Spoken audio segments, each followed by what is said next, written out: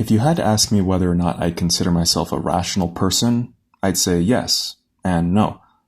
Okay, specifically, I'd say my understanding comes from about 40 to 50% empiricism. I'm far more empirical than I'd like to admit. About 30% rationalism, maybe 20% idealism, and 5 to 10% materialism. And something for you to consider. Is it rational to consider yourself a rational person? How rational? And what happens when we take a completely rational approach to understanding our existence? Let's examine this idea. For the record, I don't actually believe that everything exists except you. Sorry to hurt your feelings. You do matter, unfortunately. The purpose of this video is an exercise in sophistry. I'm going to give you arguments for how one could argue this case, but I'll warn you now, if you're not sharp, you might find it rather compelling. So let's begin. First claim. Existence requires presence. Only you cannot present yourself. Let me explain. Everything that exists must appear. It has to present an aspect of itself into reality. For example, mountains present themselves through their mass, and storms are apparent from violence. Everything can be sensed in some way. But what about you? You never present yourself. You only receive the rest of the world around you. You're like a camera, not even that, just the dark aperture through which all things pass. You're a quiet witness. You can't even step into the field of your own vision without terminating the act of witnessing anything. A thing cannot appear to itself. Therefore, the self is blocked from existence by the very structure of perception. Yes, you are functional and influential, but you're still nowhere to be found. In this way, the only thing that can't meet the criteria of existence is the self. Next, observation is a blind spot. To see something, or to touch or think about it, this requires distance. There is no distance between you and you. In quantum mechanics, for example, observation forces a collapse of the wave function, something that is other than itself. But with you can't collapse into a definite state. Once again, you're like a dark aperture, so we can imagine ourselves as a kind of blindness that makes things visible. Our non-existence permits existence outside of us. Nothing is an active force. Even most physicists don't believe in a true absolute nothingness. Think about a black hole. It still carves out galaxies by being nothing you can touch. How is this possible? Perhaps non-existence isn't nothingness itself, but something even darker, more mysterious. Your consciousness behaves this way as well. You're like a singularity destroying your central self, creating distortions around you. In other words, you're like a void with gravitational influence. Okay, third claim. Only nothing can know nothing. Again, nothingness is an active state. It shapes and distorts everything around it, and only something related can perceive it. It takes one to know one, right? Well, in this case, it takes nil to know nil. Rocks don't understand black holes. Fire doesn't understand the cold because its condition is heat. Thus, only the non-being of the self can comprehend the non-being of nothingness. The reason other people treat you like something is because subjectivity cannot tolerate true nothingness. You have to feel something. And they ascribe your values. They fill in the blank, so to speak. Instead of seeing this 6-foot black void walking around, their mind naturally paints a picture of something that should belong there, as any conscious mind would.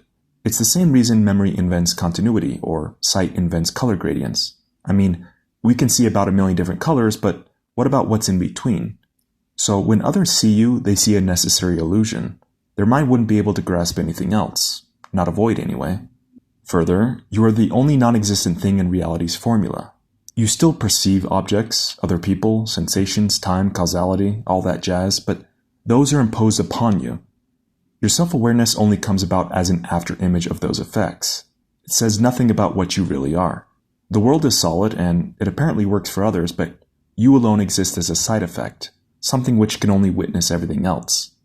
You're like the necessary gap through which everything else must flow. Basically, the world is primary and you are secondary, and secondary things are only existent as illusions and derivations. You're just a shadow. Also, what about the paradoxical influence of non-being?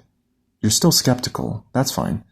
You say you act and you choose, of course you do. So does a vacuum. So does a black hole. So does absence itself. It creates difference and pressure. Again, everything is active. Nothing is truly passive. In fact, non-existent generates the perfect kind of influence because it's not beholden to pure existence. You shape the world around you because you aren't in it. If you were, nothing at all should exist. There needs to be some active, totally raw force of nothing somewhere, and since you can't find it, should it not be you yourself? Have you ever asked, how does anything exist at all? This is your explanation. Finally, others see you because their minds fill in the blank. Same point repeated, but further. Subjectivity can't detect nothing directly. When consciousness sees you, it must see something. You're something automatically detected so the universe can basically patch over a glitch. Even non-existence requires an illusion. You're a whole in reality where everything else falls apart. This also might appeal emotionally, but something to consider. You ever notice how you always seem to have bad luck? Everything you touch breaks. You're like King Midas, except you've accidentally installed the hand of shit. Everything else always seems normal and fine, everyone else, but everything seems wrong to you, and you alone. And no one can really relate to you. Well, do you even exist? With all that being said, it shouldn't be too difficult to come up with some counter-arguments. I mean, it sounds a lot like the idea that we all exist in a black hole theory, just more self-centered. What I want to do now is, instead of giving you those responses, I want to challenge another idea based on its sophistry. What you can do is listen to my arguments and insert them here in the above claims, and you might see how they fall apart. I'm going to attack the idea that nothing exists whatsoever. The idea has been around for thousands of years, actually, and it's interesting to look at logically. Instead of hand-waving this notion and calling for Cartesian philosophy, let's try to tackle the claims one at a time. I'm going to use my own belief system to show why it's nothing more than mental masturbation, which is fun, but, you know. First, let's explain the idea. If something exists, it must either be knowable or unknowable. Both options fail. Subjectivity tarnishes objectivity. Basically, our senses corrupt reality. If it is knowable, then it's just an interpretation. It has to be independent of your mind, which can't truly exist. If it's unknowable, how can we separate its existence from its non-existence? Think about it this way. A perfectly undetectable object is metaphysically identical to nothing. So, the unknowable does not exist. Also, every claim relies on senses, language, rules, and context. But how do you justify this? If you rely on vision to validate vision, you're already lost. Essentially, existence is self-referential and ungrounded. It's a hallucination. If you're not certain about the frame of something, you can't be certain of anything inside that frame. Furthermore, continuity can't be proven. What you see now isn't what it was 2 seconds ago. Memory is an illusion, a reconstructing of events. So, if nothing persists, nothing exists. Same goes for time and space. How do you define when and where you are if it's merely inferred, but never experienced directly, or found on an objective scale? Everything objective only appears relative. Existence falls apart because locations need deeper assumptions, and apparently there's no stable substrate in which to place a thing.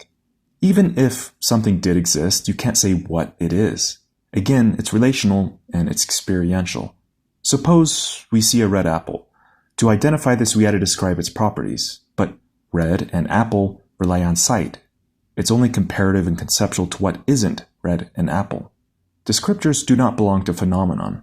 The very act of describing something proves you can't know it. If you can't say what a thing is, you can't claim it exists. And even if it existed and could be known, you couldn't speak of it. This is Wittgenstein's argument as well. Language requires prior assumptions of what existence means. How can you speak of existence when it's built from shared illusions? As far as reasonable discussions go, this something may as well not exist. Ultimately, pragmatism is not the truth.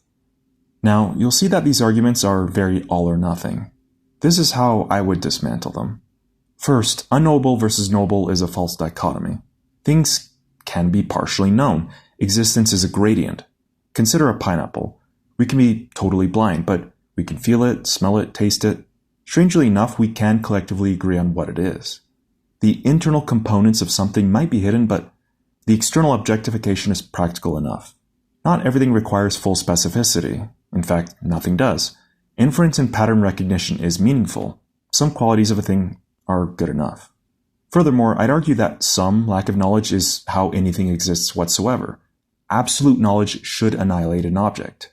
If full knowability were required for existence, nothing would exist, including this argument. The argument itself is proof that some things exist. The sophist says that you can't prove existence from only language, logic, or empiricism. Nope. The tools do work. It's practical. They break, but hey, they still work good enough. Something is happening. Reality can be validated with the 3 I's to the I. That is, inferred, implied, investigated. And yes, I am clever. Thank you. Nah, just kidding. The nothingists are perfectionists, but that's just a fantasy. Reality doesn't need total validation, just consequences. And we have plenty of consequences. Again, if something were perfectly known, it shouldn't exist. See, perfect knowability melts the idea between the knower and the known. Without distinctions, there's no object, and without an object, there's no existence. Makes you wonder about God, huh? Or my favorite argument is, just go touch grass. Talk is cheap, but reality is expensive. In the end, don't be dogmatic about logic, or anything in general. Let me know what you guys think. Share your thoughts, comment. If you want, you can go make your own counter-arguments against this idea that everything exists except for you. It's interesting, but ultimately it's meaningless.